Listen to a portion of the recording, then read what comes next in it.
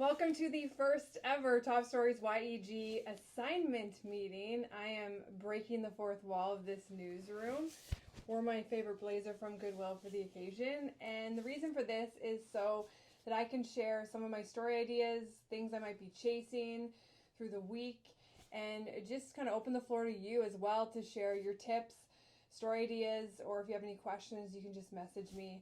And that way it's full transparency. Obviously, the theme this week is elections, so something I want to look into is this weekend, advanced voting just wrapped up on Saturday. There was a total of 41,340 people that came out and voted in advance polls for Edmonton at least. Now that is actually down from 2021 when there was 63,834 that voted early. Obviously, that was during COVID, and the big difference too is that they had 10 days of advance voting, whereas this year they had 5 days.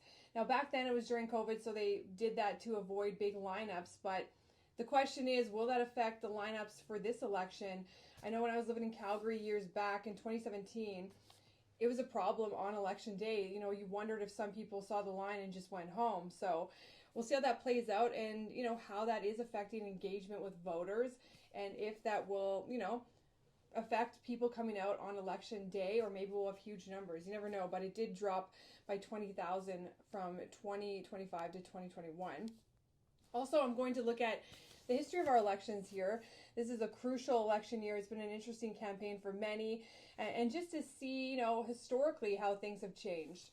Also, I know, a lot of people are wondering about being able to have more information about school board trustees. That is another important vote. It's very challenging to find out information about those running, so I'm going to look into that if there's an easier way to just get some info.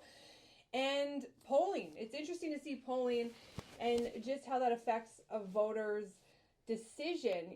I'll explain kind of where polls come from, the history of polls, and, how they do play out in the election. And if it does shift, the overall perspective for a voter, and then the polls end up being right. So there's a lot of interesting things around polls.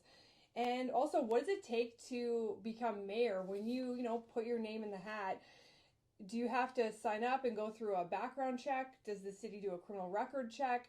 What exactly does it take to reach that point?